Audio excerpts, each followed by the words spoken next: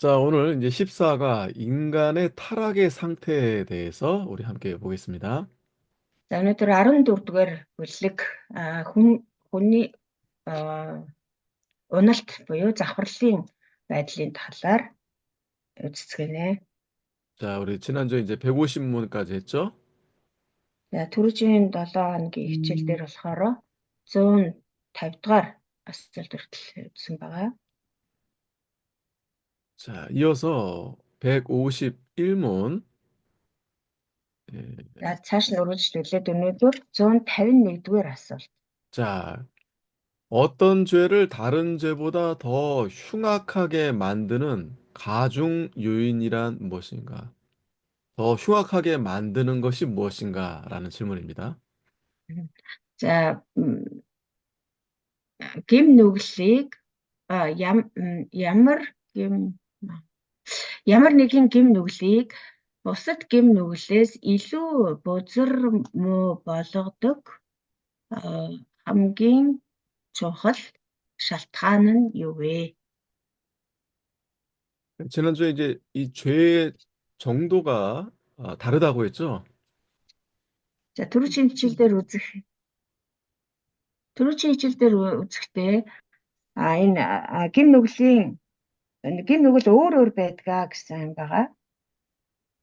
예를 들면 이제 거짓말도 죄지만 이 사람을 죽인 죄는 더 큰 죄가 될 수 있습니다.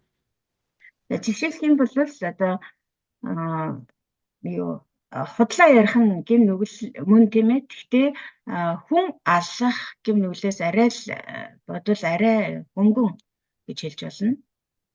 자, 또 같은 죄를 졌다 해도 그 차이가 또 있습니다. За тэгтээ бас яг адилхан гим нүгэл байлаа ч гэсэн бас ялгаатай хоорондоо ялгаатай байж болох юм.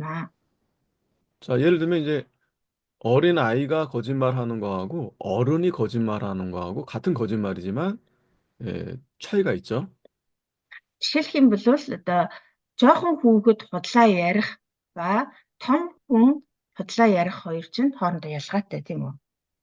자, 그래서 이 질문의 답은 바로 그 범죄, 그 죄를 진 사람이 얼마나 이 성숙한 연령에 이르렀는지, 또 경험이 많은지, 또 은총을 가졌는지, 혹은 이제 직업이나 재능, 뭐 여러 가지 이런 부분에 있어서 예, 이 차이가 있다는 것입니다. За тэгэхээр одоо гим нүгэл хоорондоо юугаараа ялгаатай ажиллах вэ гэхээр тэр хүн одоо хэр төлөвшсөн хүн за тэгээ ямар одоо авяас чадвартай юм, ямар мэрэгжилтэй юм, ямар ажил хийж байгаа юм, бас одоо хэдий хэр насны хүн гэх мэтчлэн ийм одоо олон учир шалтгааны улмаас гим нүгэл яг адилхан гим нүгэл байлаач гэсэн хоорондоо ялгаатай байдаг. 자, 그리고 그 사람이 다른 사람에게 이 모범이 돼야 될 그러한 위치에 있다고 한다면 더 이 죄가 이제 가증된다는 것입니다. За тэр тусмаа одоо тухайн хүн бусад хүмүүст одоо нөлөөтэй тийм ээ. Тэгээд бусад хүмүүсийг ямар ч байсан бусад хүмүүст нөлөөтэй хүн байх тусмаа тэр гим нүгэл нь илүү хүндэрдэг. 예를 들면 이제 교회 안에서도 이제 일반 성도들이 짓는 죄와 이제 하나님의 종이 짓는 죄, 그러니까 같은 죄다 했을 때는 하나님의 종이 짓는 죄가 이제 더 클 수 있겠죠. Жишээлбэл чуулган дотор ч гэсэн яг ижлэхэн гим нүглийг бурхны ажилтан буюу одоо пастор ахлагч нар тийм гим нүгэл үлдсэн. Тэгтэл яг адилхан тэр гим нүглийг жирийн итгэгч нар одоо үлдсэн байлаа гэхэд хэнд нь илүү хүнд хариуцлага ногдох вэ гэхээр одоо бурхны ажилчид буюу одоо тэр пастор ахлагч нарт илүү хүнд гим нүгэл гэж тооцно. 자, 세상에서도 마찬가지죠. 세상에서도 고의 그 위치에 있으신 분들이 이 짓는 죄가 일반 시민들이 짓는 죄보다 더 가중될 수 있습니다. Энэ одоо дэлхийн хувьд ч гэсэн яг адилхан байдаг шүү дээ. Яг адилхан гэмнүгэл байлаа ч гэсэн жирийн иргэд тэр гэмнүглийг үйлдсэн байх. Өндөр албан тушаалтан тийм ээ одоо төрийн албан хаагч тэр гэмнүглийг үйлдсэн байх нь бас хоорондоо одоо хүлээх хариуцлагын хувьд бол өөр байна. Тэр төрийн албан хаагч буюу одоо тэр эрх мэдэлтэй албан тушаалтай хүн нь илүү хүнд хариуцлага өөрнэ.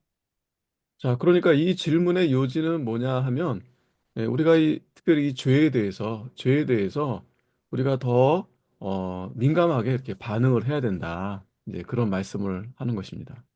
Мгм.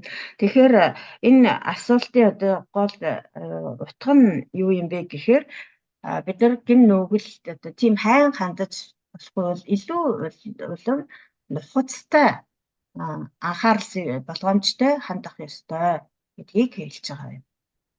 예, 특별히 이제 성경 안에서 믿음 안에서 우리가, 저와 여러분들 같은 경우에 이렇게 하나님의 말씀을 더욱 이렇게 배우는 가운데서 그렇지 않은 그러한 성도들보다 우리에게 더 이 죄가 가중이 될 수 있다는 것입니다. Тэгэхээр бид нэр ялангуяа одоо пастор ахлагч нар гэх мэт шинэ бурхны ажлыг хариуцаж хийж байгаа бурхны зарц нарын хувьд бол жирийн дээр итгэгчдээс илүүгээр биднэрт илүү хүнд хариуцлага өгдөг нэ.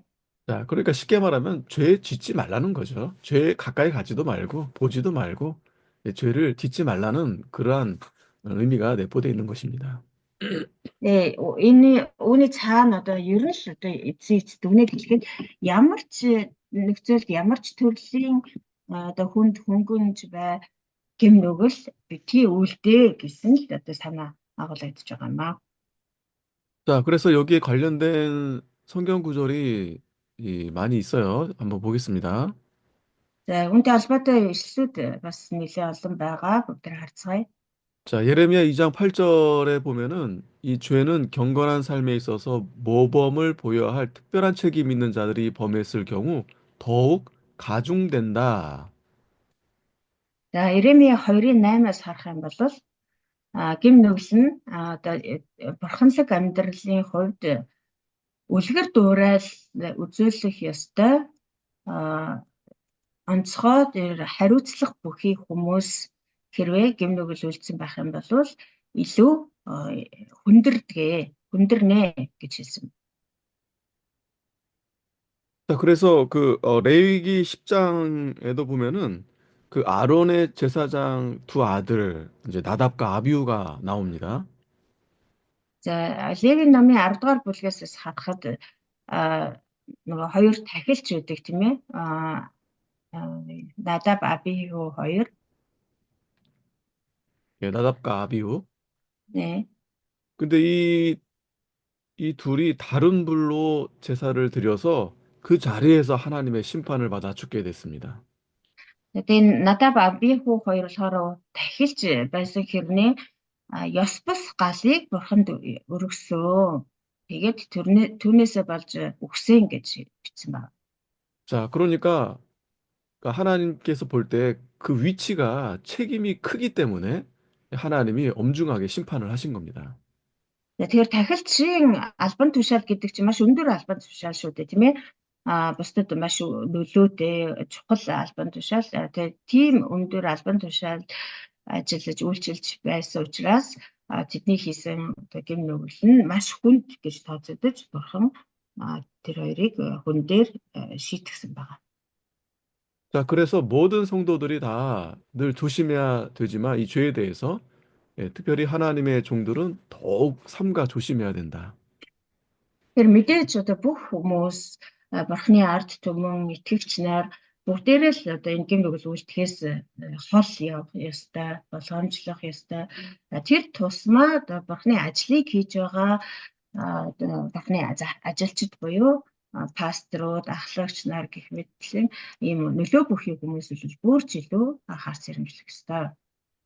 자, 욥기 32장 7절, 9절, 또 전도서 4장 13절에 보면은 이 나이가 이제 많은 사람, 이런 나이가 성숙한 그러한 사람들이 더 큰 책임이 있다는 것입니다. За Йов намын 32-ын 7-9 сур намлагчийн үгс 4:13 Йов 32-ын 7-9 намлагчийн үгс 4:13. За энэ ишлэлүүдээр болохоор а, төлөвшсөн насанд хүрсэн хүн өөрөөр хэлбэл одоо нас биед хүрсэн том хүмүүс гэсэн үг тийм хүмүүс бол гим нүгэл үлдэх юм бол илүү хүнд ял сэтгэл авнаа гэж байна. 자, 열왕기상 11장 4절, 9절에도 더 많은 경험의 소유자와 또 은혜를 더 많이 받은 사람, 이러한 자들이 죄를 범했을 경우에는 그 죄가 더 악화된다. 예.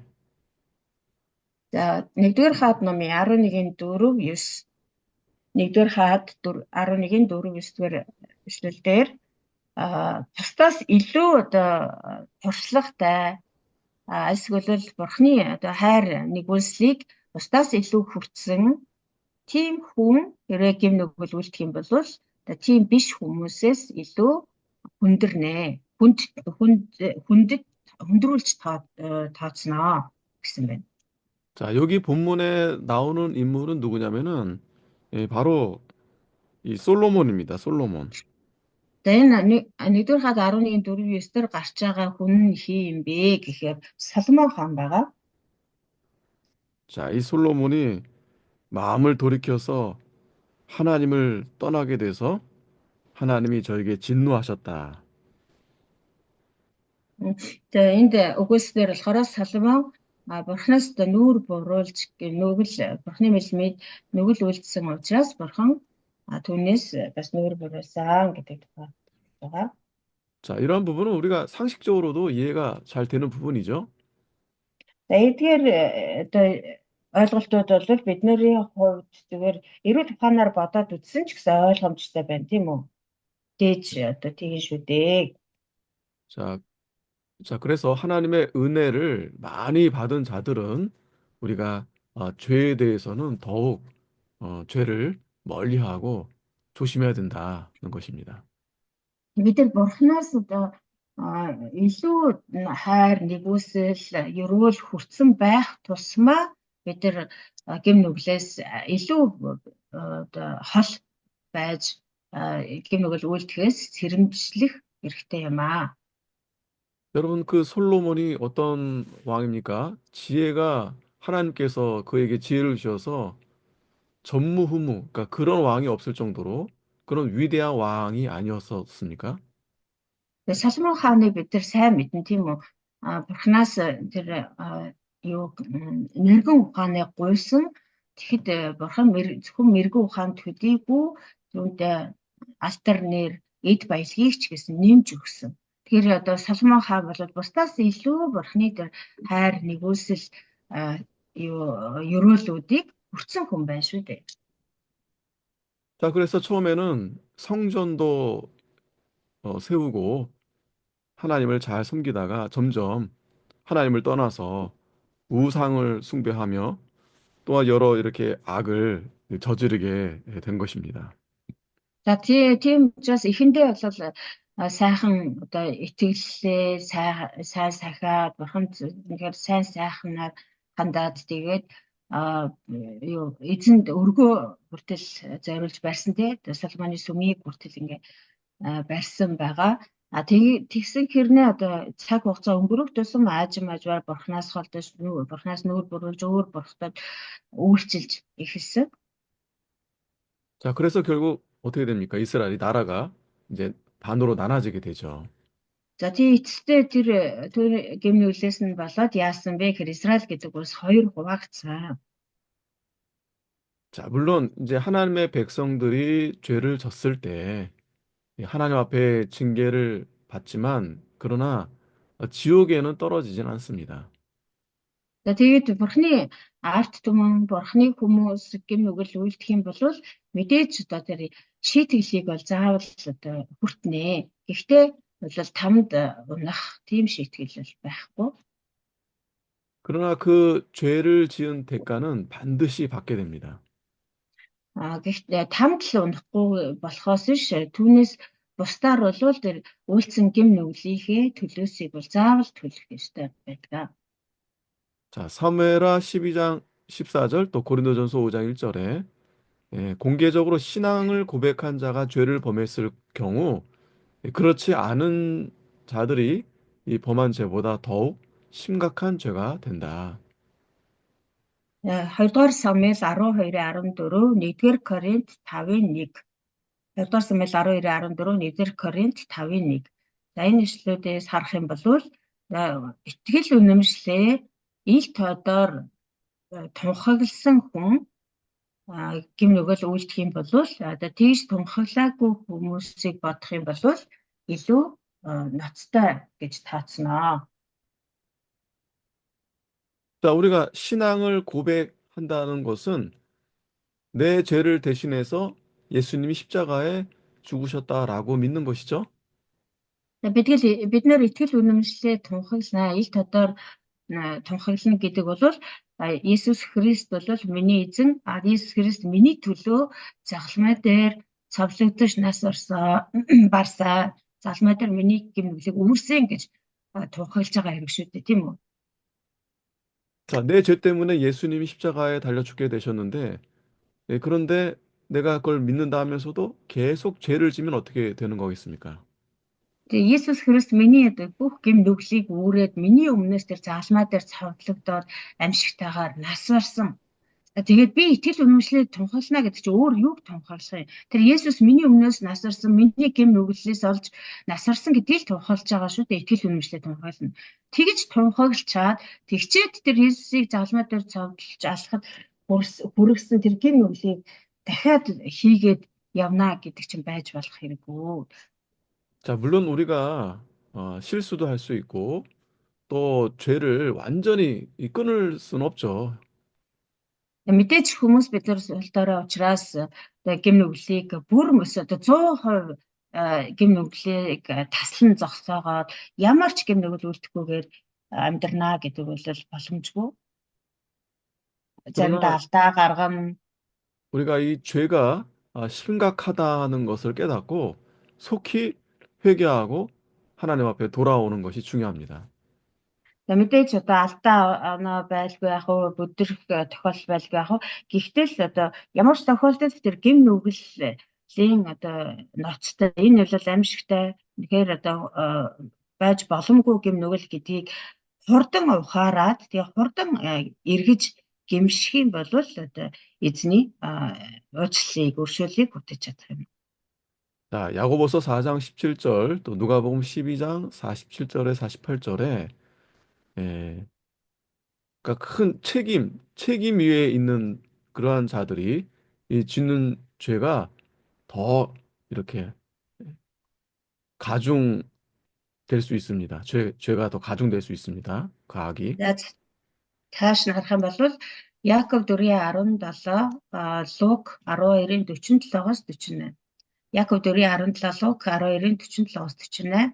Эдгээр ишлээс харах юм бол одоо онцгой эрхтэй эсвэл одоо онцгой дээр том үүрэг хариуцлага хүлээсэн тийм хүмүүс гэм нүгэл үлдэх юм бол тэр нь илүү одоо хүндэрдэг гэсэн байна. 자, 예를 들면 여러분, 이 교회가 있는데 사탄이 예를 들어서 이 교회를 무너뜨리기 위해서 가장 쉬운 방법이 무엇이 있을까요? За жишээлбэл нэг чуулган байлаа гэж тооцоход тэр чуулганыг одоо сатан унгаая, нураая гэх юм бол хамгийн амархан арга нь юу байх вэ?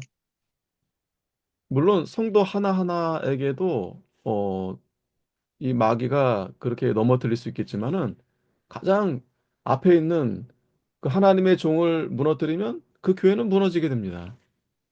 Мэдээж одоо итгэгч болгоныг нэг бүрчлэн ингээд унгаасаар байгаад бүдрүүлж одоо эсвэл уруулсаар байгаад тэр чуулганыг нурааж болох юм. Гэхдээ тэрнээс илүү амархан арга гэх юм бол одоо тэднийг хончилж байгаа пастор ахлагчийг л унгаачих юм тий. Олон одоо итгэгч нарыг нэг нэгээр нь унгаж авах нь байвал ганц одоо удирдах байгаа хүнийг нь унгаачих юм бол тэр чуулганыг доор нь унгааж чаднаа. 자, 저도 여러분도 이제 그러한 위치에 있는데, 자, 그러한 책임이 있기 때문에 그러한 여러 가지 이 시험들이 많을 수밖에 없는 것입니다. Тэгэхээр та бид нар бол яг л тийм хариуцлагатай онцгой эрх мэдэл бүхий байр суурин дээр байгаа. Тэгэхээр бидэрт бол илүү их хүнд хариуцлага оногдож байгаа. Хэрвээ одоо бид нар энэ хариуцлагаа ухамсарлахгүй алдаа гаргах юм бол үнэхээр одоо том асуудал гарнаа. 자, 그런데 그런 시험을 이기지 못하고 그런 죄에 연루가 된다면 이 하나님 앞에 이게 큰 이 벌을 이제 받게 된다는 것입니다. За тэгэхээр ингэж одоо бид нар сорилтыг давж чадахгүй сорилтонд бүдэрч унаад гим нүгэлтэй ямар нэг байдлаар холбогдох юм бол одоо бурхны өмнө тэр гим нүглийнхээ төлөөсийг маш хүн дээр маш одоо томоор төлөх хэрэгтэй болно. 자, 그래서 예레미야 5장 4절 5절에 보면은 자, 그러한 위치, 그러한 책임 있는 위치, 그러한 자들은 더욱 이 옳은 일을 행해야 할 의무가 있는 것입니다. За цааш нь Иремья 5-ын 4-өөс 5 дугаар эшлэлээр юу жилсэн бэ гэхээр тийм өөрийг хариуцлага үүрсэн хариуцлагатай байр суурин дээр байгаа хүмүүс тэр тусмаа бусдаас илүү сайн үйлийг хийхийг хичээх үүрэгтэй гэсэн байна. 자, 따라서 그들이 죄를 범하면 그 죄과는 더욱 악화된다. Харин эсрэг гэрээ тэд нэр гэм нүгэл үйлдэх юм бол тэр гэм нүгэл нь бол бусдаас илүү босод одоо ижилхэн гэм нүгэл хийсэн хүмүүсээс илүү одоо хүндрүүлдэг тэр гэм нүглийг юм. 네, 그래서 이제 특별히 이제 교회의 이 직분을 맡은 자들은 그래서 더욱 이렇게 죄를 멀리하고 이 하나님의 옳은 일을 더 이렇게 해야 되는 것입니다. За тийм учраас энэ бурхны одоо чуулганыг хариуцж байгаа бурхны хариуцлагатай албан тушаал дээр байгаа хүмүүс бол гэм нүглээс бусад хүмүүсийг бодвол гэм нүглээс илүү одоо хоол хүндий анхаарал сэрэмжтэй байх ёстой. 자, 사무엘하 12장 7절 9절에 또 예스겔 8장 11절 12절에 이 교회나 국가, 예, 국가도 마찬가지입니다. 이 공적인 자리를 차지하는 자들이 이 경건할 삶을 살아야 할 이 책임이 있다는 것입니다. За 20 дугаар самуэль 12-ын 7-оос 9, Эсекиэл 8-ын 11-ээс 12.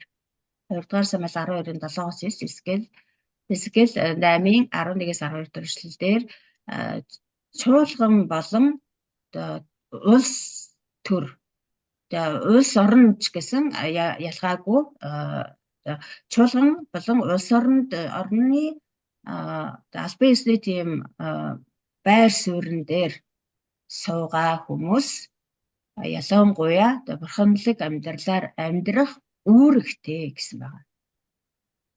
네, 특별히 국가 같은 경우가 이제 비리가 많다. 그러면 그 나라가 어떻게 되겠어요? 어려울 수밖에 없겠죠.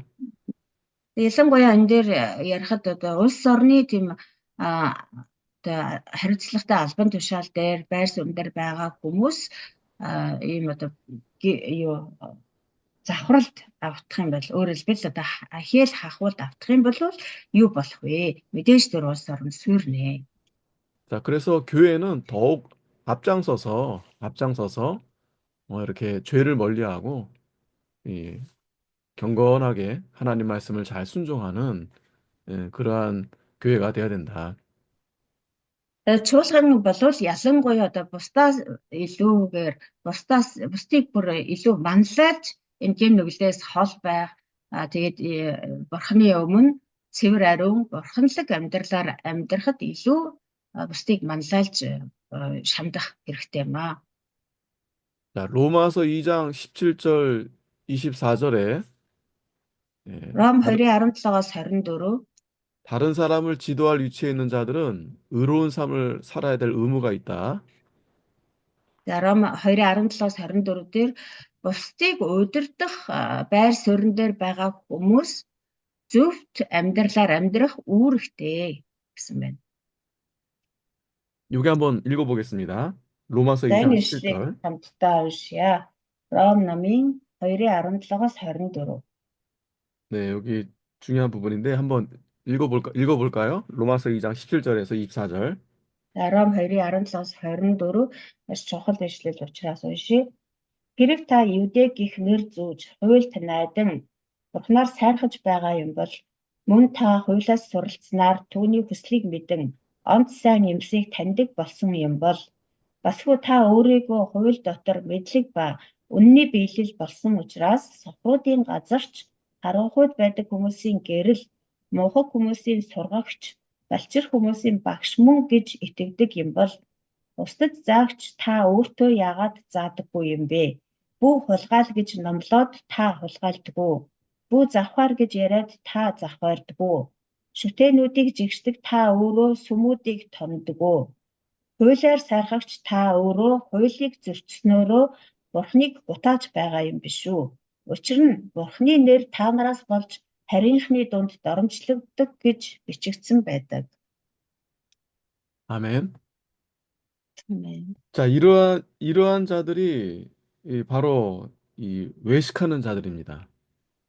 За ийм хүмүүсийг өөрөөр юу гэж хэлдэг вэ гэхээр хоёр нүүртэн гэж нэрлэдэг байна. 자, 앞에서는 하나님을 잘 믿는다.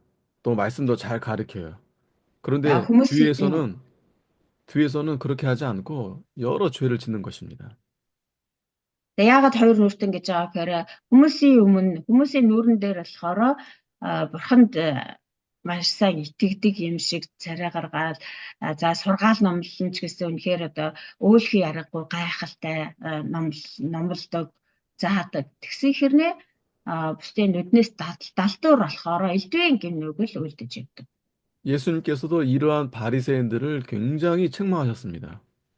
Тэгээ фарисеучуд яг ийм хүмүүсээс учраас Иесус тэднийг маш ихээр зэмлдэг байсан. 왜냐하면 이것은 하나님의 영광을 가리우기 때문에 그렇습니다. Яагаад гэвэл одоо ингэж хоёр нүур гаргаж амьдрах нь бол Бурхны алдрыг халахалдаг, Бурхны алдрыг гутаанд оромжилдог зүйлээс учраас. 자, 우리도 이러한 죄를 짓지 않도록 늘 조심해야 됩니다. Бид нар ч гэсэн ийм гэмнүгэл үлдэхээс маш их болгоомжлох хэрэгтэй юм аа. 그러니까 다른 사람의 눈에 그 티를 보기 전에 내 눈에 들보가 있다라고 먼저 깨달아야 됩니다.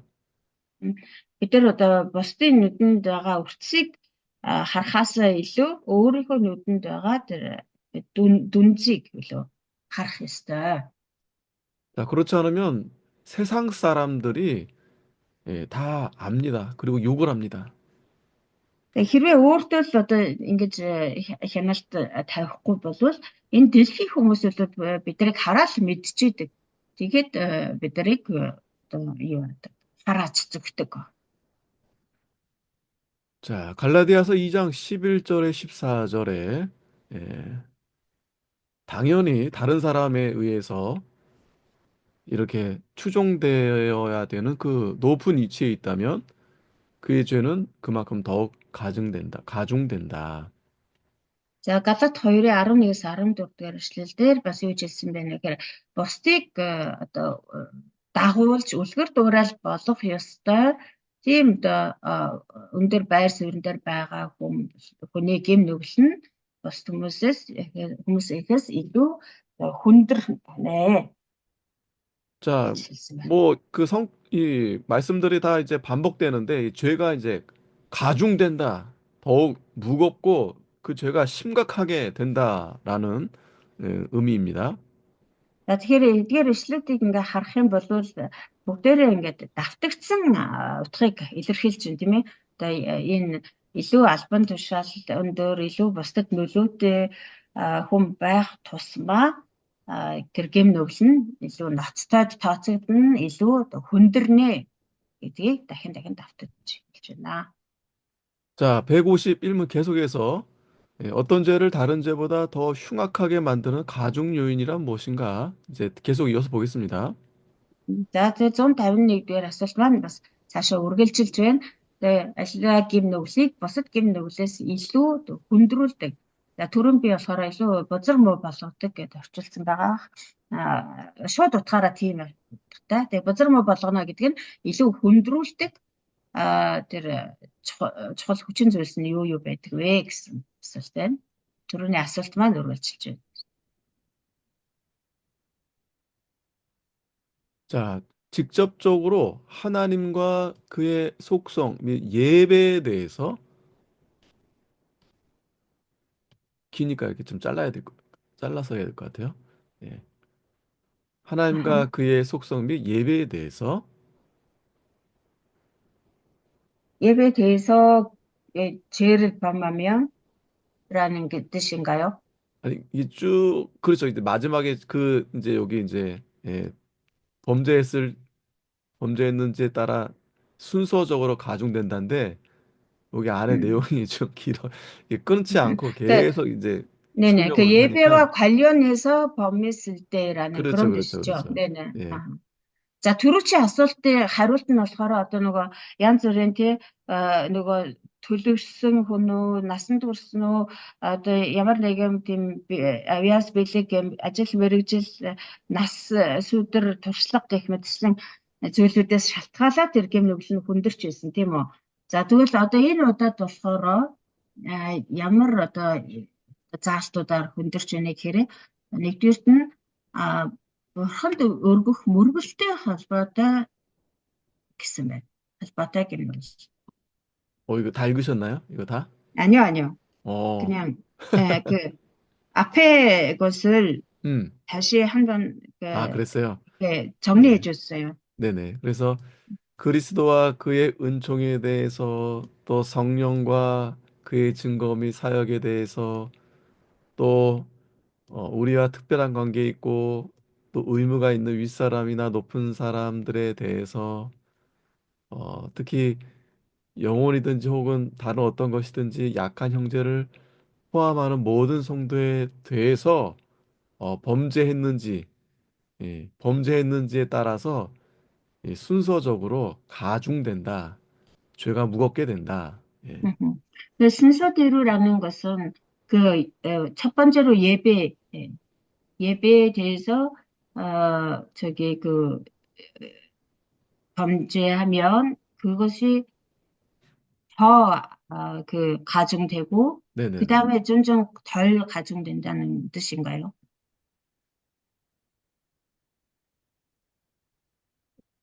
목사님 잠깐만요. 이해하셨어요? 잠깐만요. 그 순서적으로 가중된다. 만인의 또는 다수의 공동선에 대하여 범죄했는지에 따라 순서적으로 가중된다. 순서. 네네. 네, 그러니까 순서적으로 가중된다는 것은 네네. 그 먼저 있는 것들에 대한 죄는 더 가중되고 그 뒤에 있는 것들은 덜 가중된다는 그런 뜻인가요? 그런 뜻인 것 같아요. 예. 네. 잠깐만요. 밑에 제가 이거를 이해를 했는데 밑에 설명이 좀 있어요. 그래서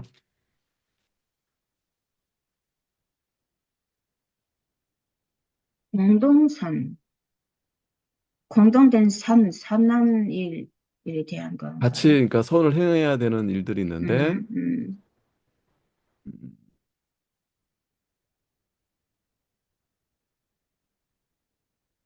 자, 요 설명을 이렇게 합시다. 이게 이제 이게 번역이라서 저도 음, 이제 어,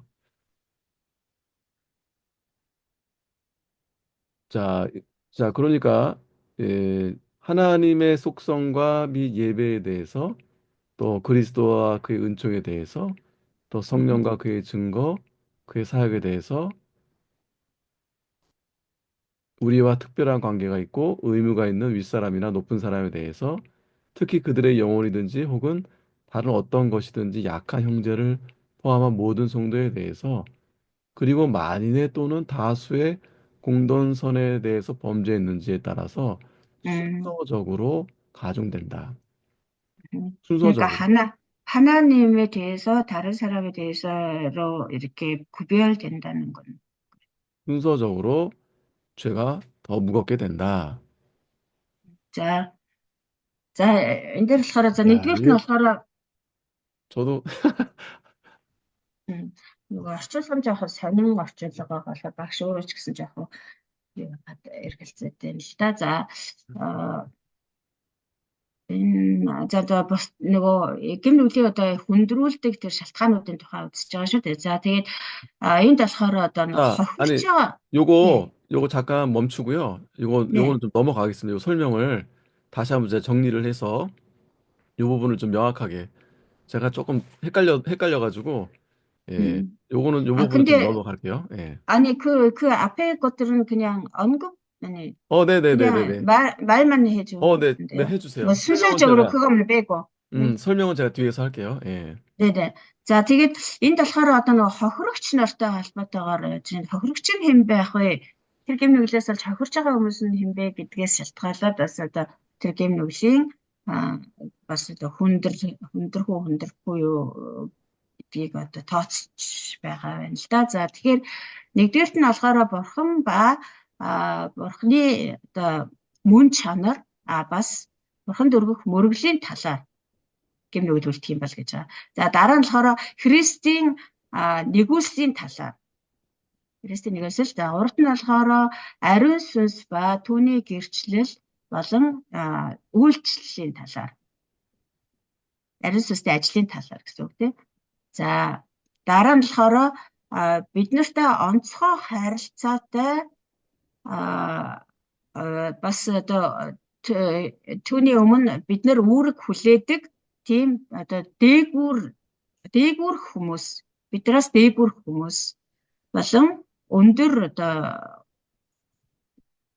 албан тушаалтай хүмүүсийн талаар. За энэ нь болохоор одоо нөгөө дарга зэрэг тий одоо төрийн тэргуунууд ч гэдэг юм уу эсвэл бол одоо сүм жуулганы ахлагч гэдэг ч юм уу ийм хүмүүсийг хэлж байгаа шиг байна. Тэртэй онцгой 아, харилцаатай бид нэр өмнө нь үүрэг хүлээдэг тийм бидраас дээгүүр хүмүүс. За тэрний дараа болохоор сул дорой ах дүүсийнхээ сүнс болон бусад ямар ч зүйлийн талаар гим нүгэл үлдэх юм бол бидраас 아, сул 그렇, дорой ахын 음. дүүсээ лахад тэр сүнстэй холбоотой эсвэл тэр ах дүүтэй холбоотой ямар ч тал дээр одоо гим нүгэл үлдэх юм бол за бас тэгээд хамгийн сүүлд нь олон түмэнтэй холбоотойгоор өөрөлдвөл нийгэм тий нийгмийн сайн сайхан болон олон түмэнтэй холбоотойгоор гим нүгэл үлдэх юм бол одоо тэр хүндэр илүү хүндэрнэ гэсэн. Нэ гэсэн чинь. 그러니까 갑자기 제가 좀 헷갈렸었는데 네. 단순합니다. 그러니까 위에 첫 번째 하나님과 그의 속성의 및 예배에 네. 대한 부분이 가장 예, 음, 순서적으로 볼 때 네. 범죄했을 때 그 부분이 가장 가중이 된다. 무겁다. 네, 네. 그러니까 그 그러니까 밑에 거는 이제 가볍게 되는 거죠. 가볍다고 네, 네. 해서 예, 뭐 죄가 덜한 건 아니지만 어쨌든 제일 위에 첫 번째에서 말한 죄가 더 네, 크다. 네, 네. 예, 이게 더 네, 네. 크고 이 네. 순서적으로 이렇게 된다. 그 우선순위에 그죠? 대한 우선순위죠, 네, 우선순위. 네, 예. 네, 네. 하나님 앞에 죄가 가장 큰 죄다. 더 네, 네, 가중이 네. 된다. 예. Аха. За тэгээ эндээс тэгээд хамгийн сүүлд нь болохоор тэр хүндрэх гэдэг үгийн өмнө одоо дарааллын дагуу хүндэрнэ гэж байгаа байхгүй юу. Тэгээ энэ дарааллын дагуу гэдэг дээр багш жоохон ингээ эргэлзээд исэн. Тэгээ одоо сая өөрөө уншаад ойлгочих шиг боллоо. Тэгээд одоо нөгөө ингээд дарааллуулаад аваад үзвэл хамгийн эхлээд одоо бурхан болон Христ тэгээд одоо ариун сүнс гэж явж байгаа тий. Одоо гурал бурхан. Гурал бурхантай холбоотой гэм нүглүүд бол одоо илүү маш хүнд одоо гэмиг бол тооцно.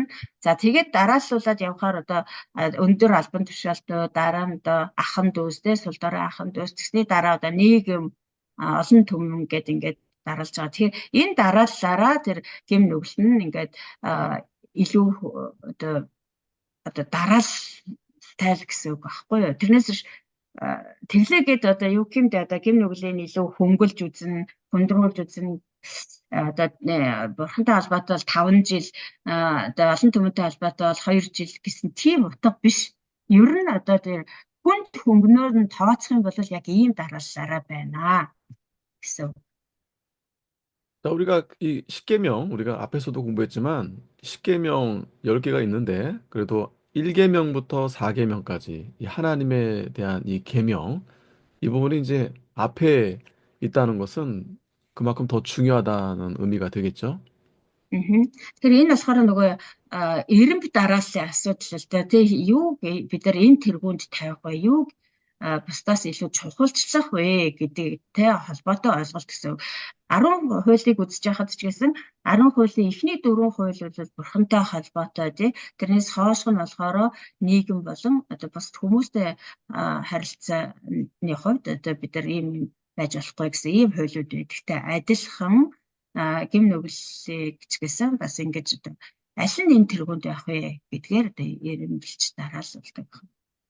자, 그러니까 우리가 사람에게 죄를 짓는 죄도 죄지만 하나님 앞에 짓는 죄가 더 이제 가중된다라고 보시면 됩니다. Энийг ясандаа бид нар хүмүүсийн өмнө гэм нүгэл үйлдэх нь ч гэсэн мэдээж одоо ялтай хүнд гэмт хэрэг ч юм уу одоо тий гэм нүгэл мөн нь мөн гэхдээ хүмүүсийн өмнө үйлдсэнээс илүү бурхны өмнө үйлдсэн гэм нүгэл бол илүү хүнд гэсэн үг ээ. 자, 마태복음 21장 38절, 39절에 예, 죄로 말미암아 이 다른 사람을 이 다치게 한 거죠. 상해 다치게 한 입힌 자의 그 지위로 인해서 죄가 가중된 죄 사함에 그러니까 이제 어 다른 사람에게 이 죄를 지게 하는데 그 사람이 이 지위가 높다라면 그 죄가 더 클 수 있다. 이제 크다라는 말씀입니다. 다른 사람을 죄 짓게 만든다? 네, 그 다시. 상해 다치게 했을 때. 아, 자, 마태 21-ийн 38-аас 39-ыг харах юм бол яг гэм нүглээс олж одоо хэн нэгэнд одоо гэмтэл учруулах юм уу хор хохирол учруулсан байх юм бол тэр гэм нүгэл нь бүр илүү хүндэрдэг гэсэн жишээ байна.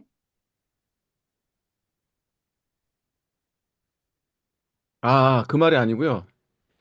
예, 이게 무슨 말이냐면은 다른 사람을 다치게 했는데 그 다친 사람이 주위가 이제 상당히 높은 지위에 있는 사람을 다치게 한 거예요.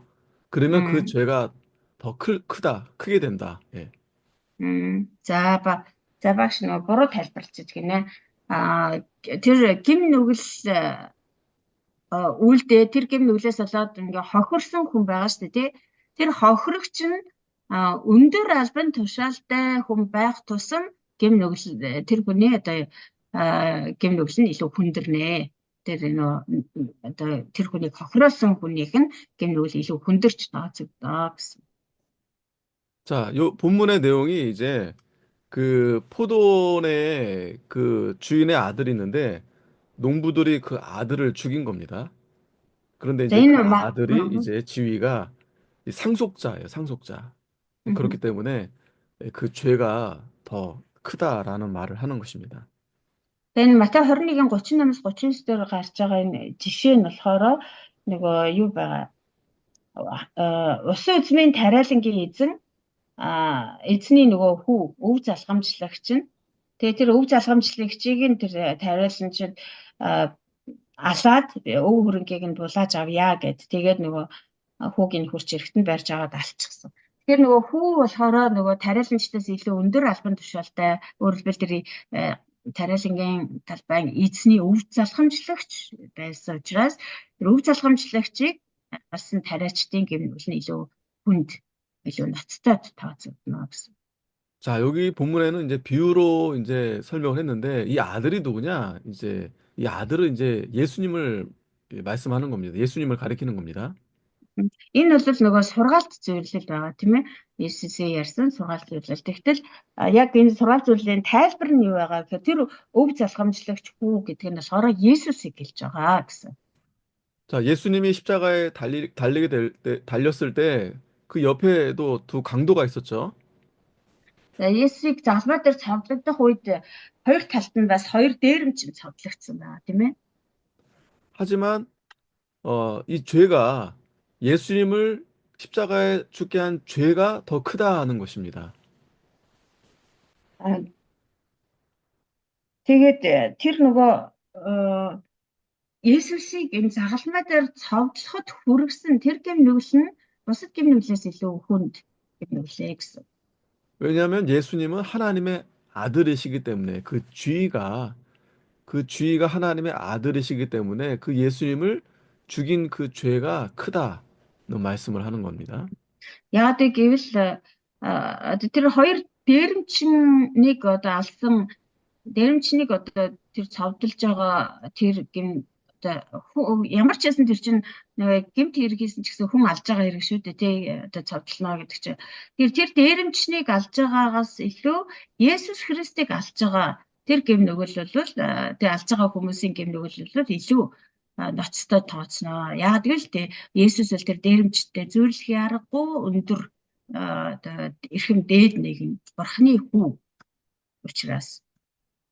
그렇겠죠, 여러분. 여러 사람을 죽이는 죄가 있지만 하나님의 아들을 죽인 죄야말로 가장 큰 죄가 되는 것입니다.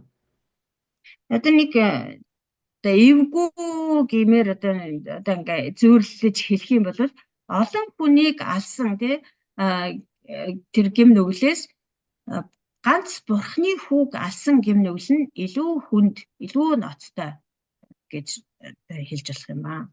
자, 그리고 사무엘상 2장 25절, 사도행전 5장 4절, 시편 51편 4절, 로마서 2장 4절, 말라기 1장 8절. 여기 보면 이제 하나님의 속성과 예배에 대해서 직접적으로 반대할 때 예, 더욱 죄가 가중된다. За 1-р Самуэль 2:25, Үлс 5:4, Дуулал 51:4, Ром 2:4, Малах 1:8-14. За дахиад тавцаад хэлье. 1-р Самуэль 2:25, Үлс 5:4, Дуулал 51:4, Ром 2:4, Малах 1:8-14. За энэ ишлүүдээр болохоор бурхан болон бурханы мөн чанар мөрөглийн талаар шууд ил тодор эсэргүүцэх үед эсэргүүцсэн гэм нүглээ үлдэх юм бол гэм нүгэл нь илүү хүндэрч тооцогдно. 자, 히브리서 2장 2절 3절에 또 12장 25절에 주 예수 그리스도와 그의 은혜를 반대하는 자는 더욱 가중된 죄를 범하는 자이다. За дараа нь Еврей 2:2-оос 3, 12:25. Еврей 2:2-оос 3 ба 12:25 дээр юу гэсэн бэ гэхээр эзэн Есүс Христ болон түүний нэгүслийг эсэргүүцсэн хүний гэм нүгэл нь илүү хүнд гэм нүгэл тооцогдно гэж. 자, 여러분, 우리가 조금, 이렇게 여러 구절들을 이렇게 보면서 보면, 아, 우리가 생각지도 않은 이 죄들이 죄가 되는구나라고 우리가, 분명하게 알 수 있겠죠. За энэ жагсаалтуудыг ингээд хараад үзэх юм бол бидний ерөөсө бодоочгүй төсөөлөөчгүй зүйлс ч гэсэн гэм нүгэл тооцогддог юм байна гэсэн бодолтой бас төрж байгаа хаа. 그리고 이 특별히 예배, 또 그리스도의 은혜, 또 하나님에 대해서 이러한 죄가 굉장히 큰 죄다라고 분명히 우리에게 가르쳐주고 있는 것입니다. Ялангуяа одоо энэ тохиолдолд бол бурханы мөн чанар, бурхантай холбоотой одоо бурханд өргөх мөргөл Есүс Христийн тэр хайр нэгүсэл тэг холбоотой одоо тэднийг одоо эсэргүүцэх ч юм уу тий ил далдаар буулгах ч юм уу гутаанд оромжлох энэ зүйлс гэсэн асар хүнд гэмт нүгэлд тооцогддог юм байна. 자, 히브리서 10장 29절, 또 마태복음 12장 31절, 에베소서 4장 30절에 이 성령과 그의 증거 및 사역에 대해서 반대하는 자, 더욱 심각한 죄를 짓는 자이다. За цааш нь Еврей 10-ын 29 6-гийн 4-өөс 6, Матай 12-ын 31-ээс 32, Эфес 4-ийн 30. Еврей 10-ын 29, 6-гийн 4-өөс 6, Матай 12-ийн 31-ээс 32, Эфес 4-ийн 30. За энэ ишлүүдээр болохоор ариун сүнс болон түүний гэрчлэл үйлчлэл буюу ажилтны ариун сүнсний ажлын талаар эсэргүүцсэн хүн болохоор илүү одоо ноцтой гэмнүгэл үйлцэн тооцогдно гэж. 가령 이제 예배를 드리지 못하게 방해한다든지 아니면 전도를 못하게 한다든지 이러한 죄를 가리키는 것입니다. Жишээлбэл одоо бурханд мөргөл өргөхөд саад болох ч юм уу, эсвэл сайн мэдээ тараахад саад учруулах гэх мэтчлэн энэ эдгээр нь л одоо хүнд гэмнүгэлд тооцогддог байна. 그러니까 반대로 말하면 그러한 일들을 하나님이 가장 기뻐하신다라고 생각하시면 됩니다. Эсрэгээр нь ярих юм бол эдгээр зүйлсэд бурхан хамгийн их дуртай. Бурхан эдгээр зүйлсэд эдгээр зүйлсийг хамгийн ихээр таалдаг гэсэн үг. Тэгээ бурханы хамгийн таалдаг, хамгийн дуртай юмнуудыг ингэж эсэргүүцээ тэдний эсрэг гэмнүгэл үлдэх юм бол одоо хамгийн хүнд гэмнүгэлд тооцогддог. 자, 결국 하나님을 기뻐하시는 일을 막는 일이 그게 큰 심각한 죄가 된다. За тэгээд нэг ясандаа одоо бурханаар тэр одоо бурханаас тэр баяр баясгалан авах, бурханд баярлаж талархах аливаа зүйлийг эсэргүүцэх нь хүнд гэмт хэрэг шиг гэмнүгэл болох юм байна. 자, 유다서 8절, 느헤미야 12장 8절에서 9절, 이사야 3장 5절, 높은 사람들, 또 존경을 보여할 자들에 대해서 짓는 죄는 하나님께 가중된 범죄이다. За Юда 8 дахь ишлэл, Нехемия 12-ын 8-аас 9, Исая 3-ын 5, Юда 8, Нехемия 12-ын 8-аас 9, Исая 3-ын 5.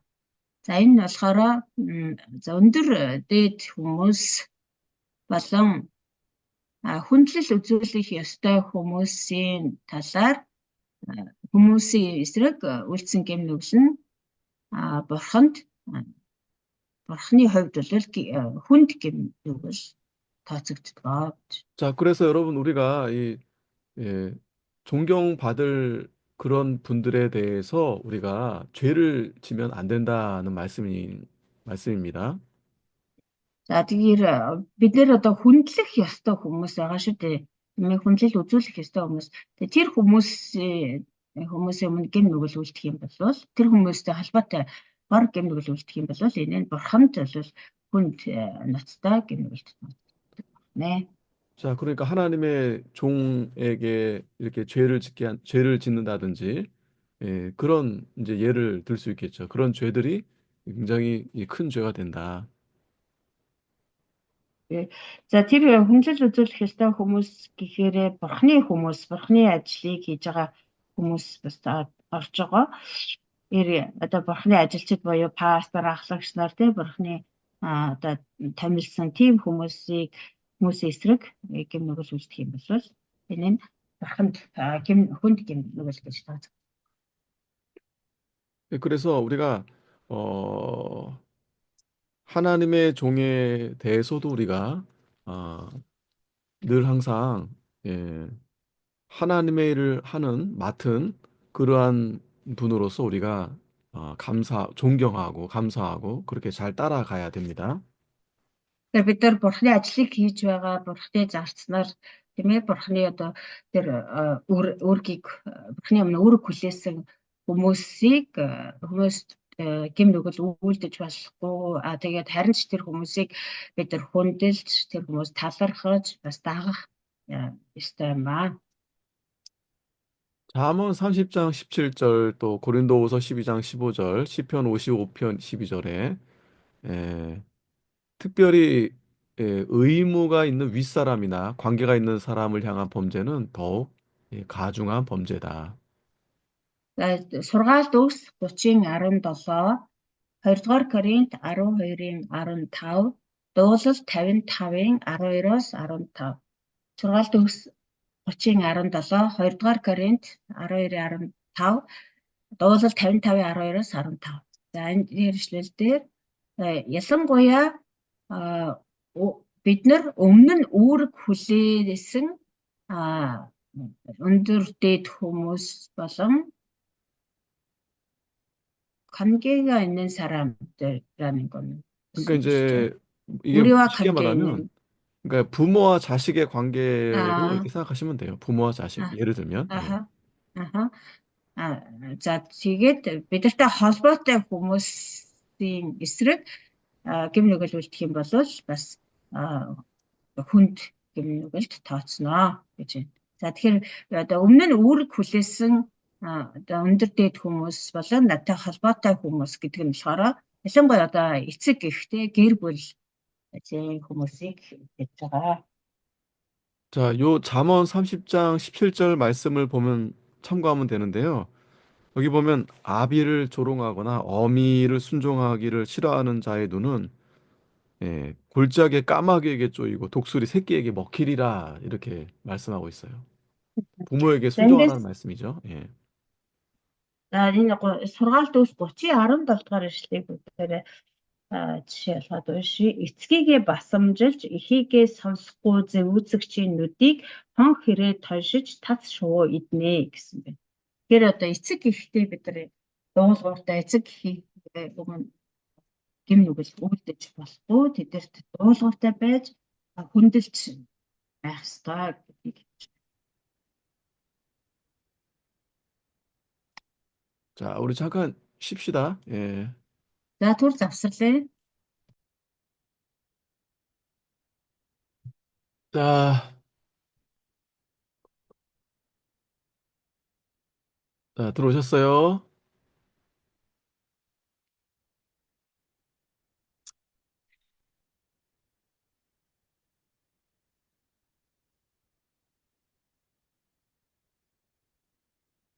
자, 시작할까요?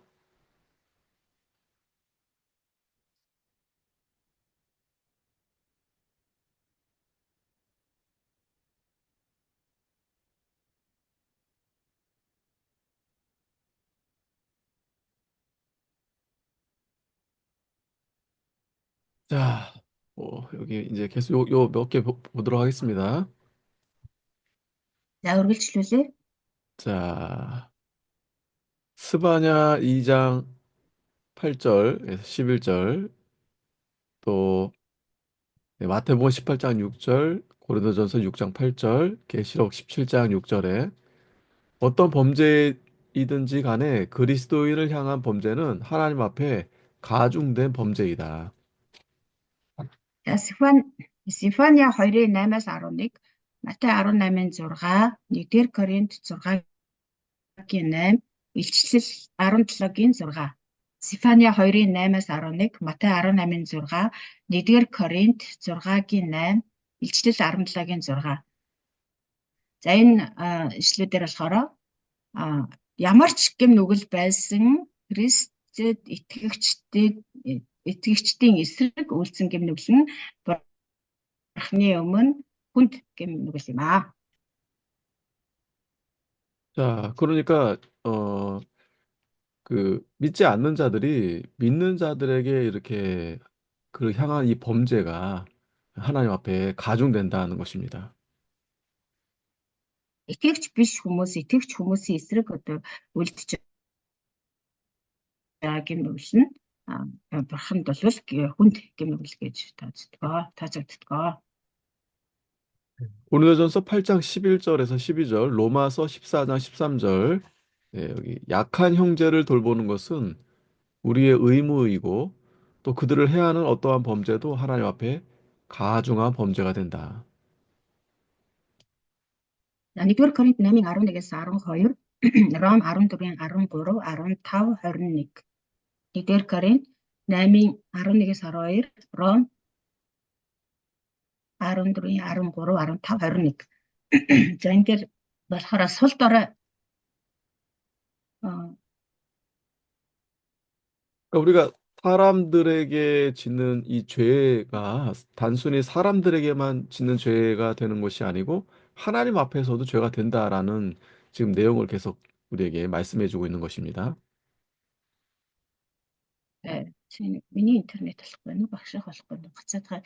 За сул дорой ахан дүүсээ халамжлах нь бидний үүрэг бөгөөд тэднийг одоо хохирох нь тэдэнд хохирол учруулах нь учруулсан ямар ч гэм нүгэл бурхны өмнө хүнд гэм нүгэл болтгоо гэж байна. 에스겔 Тэгэхээр 13장 хүмүүсийн 19절. өмнө үлдэж байгаа гэм нүгэлч гэсэн мэдээж хүнд гэмт нүгэл боловч ялангуяа энэ гэм нүгэл бол бурхны өмнө ч гэсэн хүнд гэм нүгэлд тооцогддог. 자, 에스겔 13장 19절, 고린도전서 8장 12절, 계시록 18장 12절, 마태복음 23장 15절에 다른 사람의 영혼을 위험에 빠뜨리거나 또 영혼 구원을 방해하는 범죄, 이것은 하나님 앞에 특별히 흉악한 범죄다. За Эзекиэл намын 13:19, 1-р Коринт 8:12, Илчлэл 18:12-аас 13, Матай 23:15. Эзекиэл 13:19, 1-р Коринт 8:12, Илчлэл 18:12-аас 13, Матай 23:15. За энэ дээр болохоор бусад хүмүүсийн сүнсийг аюулд учруулах юм уу? Сүнсний авралт нь саад учруулсан гэм нүгэл нь бурхны өмнө онцгой бузар гэм нүгэл юм аа. 데살로니가전서 2장 15절 16절 또 여호수아 22장 20절 여기 다른 이들과 관계된 범죄나 또 만인의 또는 다수의 공동선에 대한 범죄는 매우 가중한 범죄다.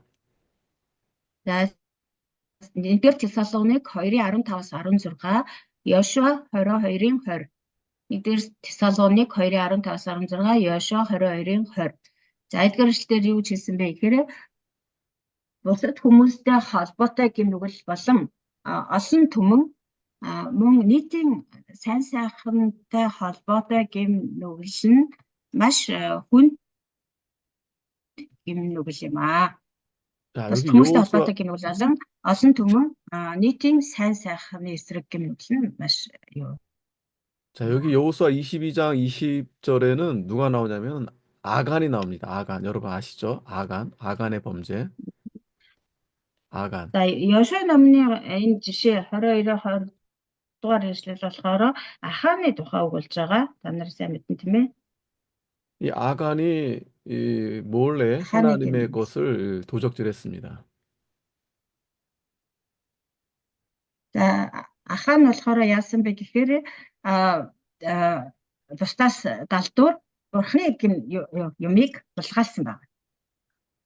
자, 이 아간 한 사람의 범죄로 인해서 이스라엘 전체가 하나님 앞에 징계를 받았던 그러한 이 사건입니다. Тэгээ Ахан гэдэг ганц хүний гэм нүглээс болоод энэ Израиль тэр чигтээ аюулд орсон байгаа.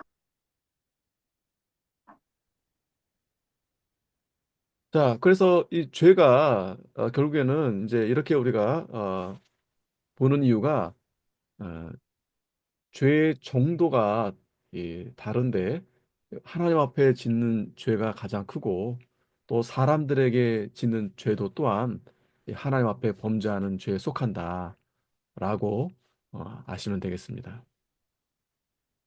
Тэгэхээр энэ гэм нүглийн одоо хүндрүүлэх шалтгаануудын талаар бид нар үзэж байна тийм ээ. Ял хүндрүүлэх гэдэг шиг гэм нүглийг юу нь яавал одоо энэ илүү гим хүнд гимнүгэл тооцогдд юм бэ гэдэг талаар өгүүлж байгаа. Тэгэхээр энэ а, Бурхны өмнө үйлдсэн гэм нүгэл бол одоо хамгийн хүнд гэм нүгэл юм аа, хамгийн ноцтой гэм нүгэл. Тэгэхдээ хүмүүсийн өмнө үйлдсэн, хүмүүстэй холбоотойгоор үйлдсэн гэм нүгэлч гэсэн Бурхны өмнө үйлдэгдэж байгаа гэдгээр одоо юу тооцогддог учраас одоо хүнд гэм нүгэл адилхан хүнд ноцтой гэм нүгэл гэж үздэг гэсэн. 중요한 건 우리가 뭐 어떤 죄든 짓지 Миний 말아야 дуу сонсогдож байна уу 되겠는데, та? 네, 죄를 지면 안 되겠는데, 그럼에도 불구하고 여러 죄들이 있는데, 이러한 죄들이 이 성경을 통해서 우리가, 어떤 죄가 더 가중된 죄인지를 우리가 좀 분별할 필요가 있습니다. Тэгэхээр ямар ч гэм нүгэл бол мэдээж одоо а, одоо байж болохгүй тий бузар муу зүйл шүү дээ. Гэхдээ Библиэлд одоо хэлснээр Библиэлд одоо онцгойлж одоо ямар гэм нүглийг илүү бусад гэм нүглээс илүү одоо ноцтой илүү хүнд гэж үздэг юм бэ гэдгийг бид нар бас ялгаж ойлгох хэрэгтэй юм аа. 자, 여기도 계속해서 보면, 예, 다른 죄보다 더 흉악하게 만드는 이 가중 요인 또 계속 보겠습니다. 세 번째. За цааш нь үргэлжлүүлээд нөгөө 151 дээр асуулт маань үргэлжилж байгаа тий. Одоо гэм нүглийг бусад гэм нүглээс илүү хүндрүүлж үздэг шалтгаануудын талаар үргэлжлүүлээд явж байна. 자, 여기 보면 이제 범죄의 본성과 이제 품질이라는 이 이제 말인데요. Одоо энэ удаагийн энэ маань одоо 3 дахь хэсэг нь болчихлоо шүү дээ. Нэгдүгээр нь болохоор нөгөө юу яла нөгөө ажил мэргэжил нас хүүс гэдгээр ялгарч ирсэн бол одоо хоёр дахь нь болохоор нөгөө хохирогч нь хинбэ гэдгээс тийм бурхан юм уу олон нийт юм уу гэдэгтэй албадсан. Гурав дахь нь болохоор гэм тэр хийсэн гэм нүглийнх нь мөн чанар тий чанартай холбоотой мөн 자, чанар болон шинж чанартай холбоотой 자, 이게 무슨 말인가 하면은 이제 тайлбар байна. 율법에 명시가 된 조문인지, 그러니까 율법에 이렇게 문장으로 이렇게 기록이 된 것인가, 이제 그거를 이제 묻는 것입니다. За энэ гэм нүглийн мөн чанар гэдэг нь юу хэлж байгаа вэ гэхээр нөгөө хууль байгаа шүү дээ тий. Тэр хуулинд заагдсан тий тусгагдсан гэм нүглөө үгүй юу гэдгийг өгүүлж байгаа юм. 그러니까 가령 성경에 분명하게 이것은 죄다라고 이제 기록된 것이 아무래도 그것이 직접적인 죄가 되겠죠. Мэдээж одоо хууль буюу одоо бурхны үг Библиэд энэ бол гэм нүгэл юм гэд ингээд тодорхой заагаад өгчихсөн тэр гэм нүглүүд бол мэдээж одоо хамгийн түрүүнд яригдсан тийм үү. 그러나 이제 성경에 이제 기록돼 있지 않지만 그러나 그럼에도 여러 가지 이제 죄들이 우리가 알고 있는 죄들이 많죠. А Гэхдээ одоо яг Библиэлд бичигдээгүй дурддаггүй ч гэсэн бидний одоо гэм нүгэл гэж мэддэг тийм ээ. Тийм гэм нүглүүд бас 예, олон байдаг. 거기에 이제 차이가 아무래도 있다라는 것입니다. Тэгэхээр ийм ялгаа байдаг байх нэ. Одоо Библиэлд бичигдсэн байна уу? Эсвэл бичигдээгүй ч гэсэн бидний мэдэж байгаагаар гарцаагүй гэм нүгэл гэж тооцогддог гэм нүглүүд. 예를 들면 이제 에, 뭐 도박을 하지 말아라 이런 것은 성경에 이제 기록이 되지 율법에 기록되어 있지는 않죠. Жишээлх юм бол мөрөөдөө тоглож болохгүй. Тэ мөрөөдөө тоглох нь бол гэм нүгэл шүү дээ. Гэтэл тэр мөрөөдөө тоглоомын талаар яг одоо хуулинд зааж өгөөгүй байгаа тийм. 예. 그러나 우리가 상식적으로 이 도박을 한다는 것은 이 죄를 짓는 거다라고 우리가 다 알고 있죠. Гэтэ бид нар бол одоо эрүүл ухаанаар яаж ч бодсон мөрөөдөө тоглох нь бол гэм нүглээ гэдгийг бүгдээрээ мэдчихэж байгаа. 자, 그러니까 성경에 이제 정확하게 뭐 도적질 하지 말아라 이렇게 명시된 죄가 있는가 하면 방금 제가 말씀드렸던 그러한 죄가 이제 차이가 있다라는 것입니다. Мгм. Тэгэхээр үүгээрээ бас ялгаатай байдаг байх нэ. Одоо яг хуульд заагаад тий Библиэлд бүр яг энэ бол ингэж ингэх нь гэм нүгэл юм болохгүй гэсэн хариулнаа гэсэн ийм заалттай гэм нүгэл байхад заагдаагүй Библиэлд байхгүй ч гэсэн ёс суртахууны хувьд бид нар энэ бол ялцчгүй гэм нүгэл мөн гэж хүлээн зөвшөөрдөг гэм нүглүүд бас байгаа. 자, Ийм 또, ялгаа байгаа 어, гэдгийг ойлгох хэрэгтэй. 또 계명을 또 많이 이렇게 함께 범했는지에 따라 또 차이가 있겠죠? За бас югаараа тэр гимнүглийн мөн чанарт юу арах вэ гэхээр олон тэр хууль тогтоолуудыг хамт ингэж зөрчсөн байна уу үгүй юу гэдг нь бас тэр шинж чанарт нь орно гимнүглийн шинж чанарт. 뭐 예를 들면 이제 뭐 살인만 하는 사람도 살인만 죄를 짓는 사람이 있는가 하면 간음하고 또 살인하고 또 그 외에도 이렇게 여러 함께 또 범죄하는 경우가 있겠죠? Жишээлбэл одоо нэг хүн болохоор зөвхөн хүн алсан нүгэл нүгэл үлдсэн бай гэж бодъё тий. Гэтэл өөр нэг хүн болохоор одоо нэг хүнийг одоо гааш завхаарсан гэмнүгэл болон хүн алсан гэмнүгэл ингээ хоёр гэмнүглийг үлдсэн байж бол. 자, 어, 또는 그 범죄 안에 또 많은 죄들이 포함되어 있는지에 또 따라서 또 이 가중이 되겠죠? 그 속에라는 건 그 범죄 응, 행위 그렇죠. 안에 그러니까 어, 도적질을 했는데 그 도적질 음, 안에 또 여러 가지 죄가 또 이렇게 들어갈 수 있겠죠? 예. За тэгээд гим нүгэл нэг гаднаас нь харахад гим нүгэлсэн тэр хүний үлдсэн гим нүгэл нэг гим нүгэл үлдсэн юм шиг харагдаж боловч тэр гим нүглийн үйлдэл дотор өөр олон одоо гим нүгэл багтжиж болох юм аа. 자, 뿐만 아니라 이 단지 마음속에서 생각했을 뿐 아니라 실제로 말과 행동에서 나타내었는지, 자, 이것도 또 하나님 앞에서 죄가 가중될 수 있습니다. За дараа нь болохоор зөвхөн ингээд бодол дотроо ингээд дотроо л бодоод байгаагүй тэр бодлоо яг одоо үгээрээ болон үйлдэлээрээ илэрхийлсэн нь үгүй юу гэдгээс бас шалтгаална.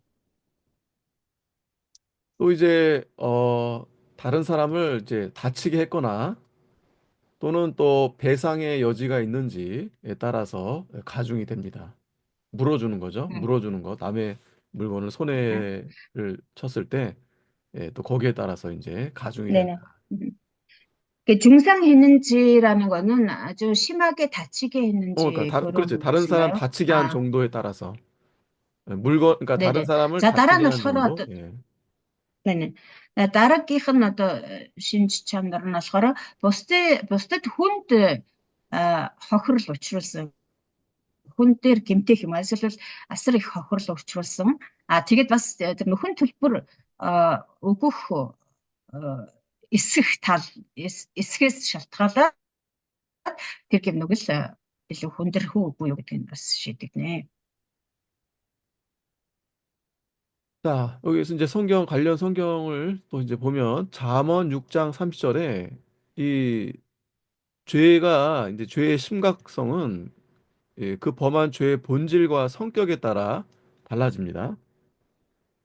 За дууслал биш уучлаараас сургаалт үлс 6-гийн 30-аас 33 сургаалт үлс 6-гийн 30-аас 33 дээр гэм нүглийн одоо ноцтой байдал болон тэр үйлдсэн гэм нүглийн мөн чанар шинж тэмдгийн дагуу одоо энэ хүндрэх хэсэг нь ялгаатай байдаг гэсэн. 뭐 예를 들면 이제 다른 사람을 다치게 했는데 이제 실수로 하는 경우가 있을 수 있고 그러나 고의적으로 이렇게 또 다치게 하는 경우가 있죠. Жишээлбэл одоо хэн нэгнийг гэмтээч гэсэн байлаа гэж үү. Гэхдээ тэр одоо энд одоо шинж чанар яригдсан шүү дээ. Тэр гэм юу алдаа биш юу лээ. Санамсаргүйгээр тий алдаа гаргаад тэр хүнийг гэмтээсэн байж болно. Гэтэл бас нөгөөтэйгүр зориудаар тэр хүнийг гэмтээсэн байж болно. 자, 그러니까 다른 사람을 다치게 한 건 죄인데 그것이 이 실수냐, 고의냐, 여기에 이제 이 죄의 심각성이 이제 차이가 있겠죠?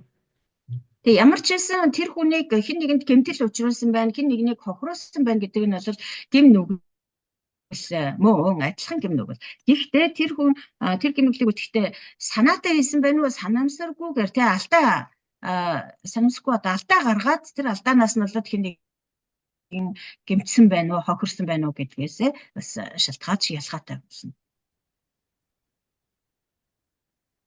자, 에스라 9장 10절에서 12절, 열왕기상 11장 9절 10절에 율법에 명시된 그러한 조문을 위반한 범죄는 특별히 하나님의 직접적인 명령을 범한 것이기 때문에 더 흉악한 것이다. За дараагийнх нь Эзра 9-10-аас 12 нэгдүгээр хаад 11-ийн 9-өөс 10. 그러니까 이게 에스더 아닌가요? 그러니까 자가 에스라는 스로 그게 조금 이제 이게 표기마다 이게 좀 S 내용 좀 볼게요. S도 좀 봤는데 10장 S라예요. S라. 여기 S라 예, 보면은 에스라. 에스라 9장 10절에 보면은 우리가 주의 계명을 배반하였사오니 그랬어요. 주의 계명을 배반했다. 이런 말씀이 나오거든요. 네. 음. За дараагийнх нь болохоор Эсра 9-10-аас 12 нэгдүгээр хаад 11-ийн 9-өөс 10 гэсэн байна. За энэ дээр болохоор 여기 보니까 юуны тайлаар байсан бэ гэхээр N은 S라고 스는 S더고 그 이게 순서가 그 조금 표기가 좀 약간 그런 게 차이가 있어요. 그러니까 어떤 성경은 이제 어떤 저기는 이제 이렇게 애를 먼저 쓰면 이제 S라 이렇게 하기도 하고 또 어떤 데는 스 해가지고 S라 이렇게 하기도 하고 예. 이게 저도 이게 가끔 이렇게 헷갈리는데 이게 성경을 찾아보면은 예. 네. 에스더 자, 9장 에스더에는 이제 그런 내용은 없어요. 그래서 에스라다. 만약에 이제 여러분들이 좀 헷갈리시면은 다 찾아보시면 돼요. 에스라 찾아보고 에스라 찾아보고. 네, 그냥 에스라로 네, 할게요. 에스라입니다. 자, 에스라. 에스라 9-10-аас